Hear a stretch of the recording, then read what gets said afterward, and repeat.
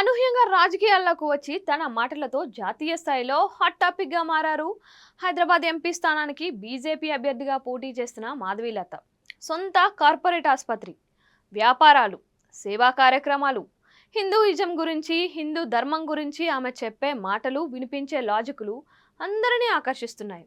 అన్నింటికీ మించి హైదరాబాద్ లోక్సభ స్థానంలో మజ్లిస్ అధినేత అసదుద్దీన్ ఓవైసీ తప్పించి మరెవరూ ఎందుకు గెలవలేరన్న అంశంపై ఆమె ప్రస్తావించిన అంశాలు జాతీయ స్థాయిలో చర్చనీయాంశంగా మారింది. ఇప్పుడు బీజేపీలో మాధవీలత హాట్ టాపిక్గా మారారు. జాతీయ స్థాయి నేతలు సైతం ఆమెతో మాట్లాడేందుకు ఆసక్తి చూపుతున్నారు. ఇదంతా ఒక ఎత్తు అయితే, ఈ ఎన్నికల్లో ఆమె ఓటమి ఖాయమైనప్పటికీ ఆమె రాజకీయ భవిష్యత్తు మాత్రం దివ్యంగా ఉందన్న వాదన పెరిగింది. అన్నింటికీ మించి మాధవీలత పుణ్యమా అని కిషన్ రెడ్డికి తొలి షాక్ తగులుతుందని చెబుతున్నారు.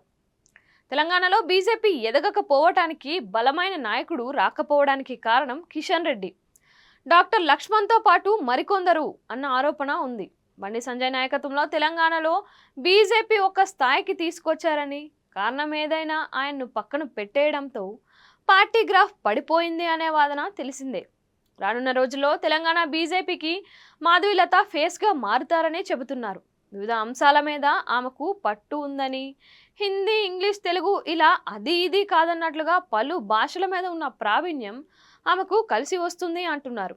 హార్డ్కోర్ హిందుత్వ అన్నట్లు కాకుండా అన్ని వర్గాల వారిని ఆకట్టుకునే నేర్పు, విషయాన్ని నెగిటివ్గా కాకుండా పాజిటివ్గా చెప్పి కన్విన్స్ చేయటం ఆమెకున్న సానుకూల అంశంగా చెబుతున్నారు.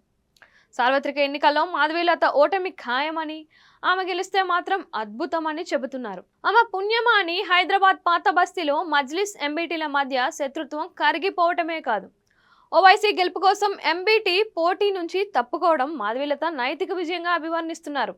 అంతేకాదు, అసద్కు వచ్చే రెగ్యులర్ మెజార్టీ ఈసారి గణనీయంగా తగ్గుతుందని, అది కూడా మాధవీలత పుణ్యమేనని చెబుతున్నారు. మాధవీలతలోని సానుకూల అంశాల్ని పార్టీ జాతీయ స్థాయిలో వినియోగించుకోవాలన్న ఆలోచనలో ఉన్నట్లు తెలుస్తోంది. అందుకే సార్వత్రిక ఎన్నికల్లో మాధవీలత ఓటమితో సంబంధం లేకుండా మోడీ సర్కారు ఏర్పడితే ఆమెకు కేంద్ర మంత్రిగా చోటు ఖాయమనే అభిప్రాయం వ్యక్తమవుతుంది.